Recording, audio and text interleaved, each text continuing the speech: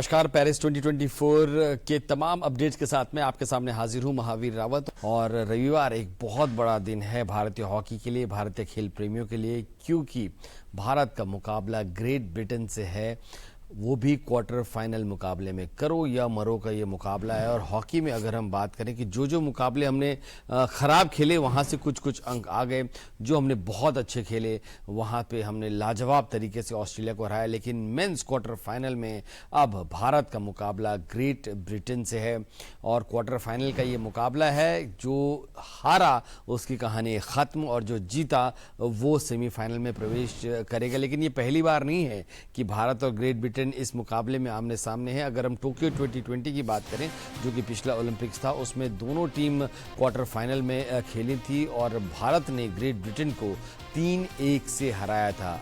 इस बीच कुछ अन्य नतीजों की अगर हम बात कर लें तो सवाल आता है बॉक्सिंग का। मुक्केबाजी में विजेंदर सिंह, मैरी कॉम और लवलीना बोरगोहेन के बाद मौका था यहाँ पर निशान देव के पास, करनाल के मुक्केबाज का, क्योंकि वो क्वार्टर फाइनल में पहुँच गए थे और बहुत अच्छा उन्होंने प्रदर्शन किया। जिन्होंने भी ये मुकाबला देखा उनको लग रहा था कि शायद निशान देव के खिलाफ थोड़ा सा ये फैसला गया है, क्योंकि पहले राउंड में उन्होंने बहुत अच्छी तरीके से कन्विंसिंगली जीत हासिल की। लेकिन दूसरा और तीसरा राउंड जो है वो मार्को वार्दा के पक्ष में गया, मैक्सिको के, और 4-1 के स्कोर लाइन से निशान देव अपना क्वार्टर फाइनल मुकाबला हार गए। ये बहुत ही दिल तोड़ देने वाला नतीजा था, क्योंकि निशान देव बहुत ही अच्छी लय में नजर आए। अब बात करते हैं शूटिंग की। शूटिंग में हमारा सफ़र यहीं पे ख़त्म हो गया। खासकर मनु भाकर के लिए 2024 पेरिस ओलंपिक्स बहुत ही यादगार रहे।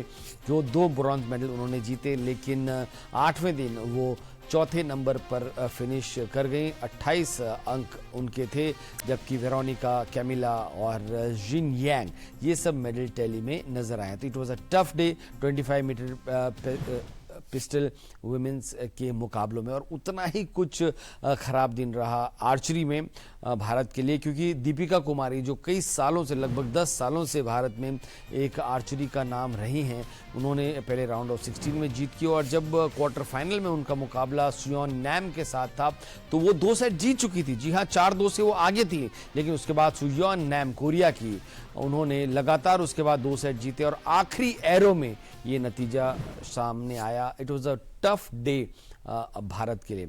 आर्चरी के बाद अगर हम बात करें तो एक फिर से ये उदाहरण आया कि किस तरीके से भैया हाथ को तो आया लेकिन हम मुंह न लगा पाए। 4th पोजीशन की अगर हम बात करें तो एक नज़र उन ग्राफिक्स पे हम आपको दिखाते हैं कि कौन कौन से वो खिलाड़ी हैं जो नंबर 4 पर फिनिश किए। और थोड़ी सी किस्मत ने अगर साथ दे दिया होता तो ये खिलाड़ी ब्रॉन्ज मेडल जीत चुके होते। अर्जुन बबूटा शूटिंग में 10 मीटर एयर राइफल में 4थे नंबर पर रहे।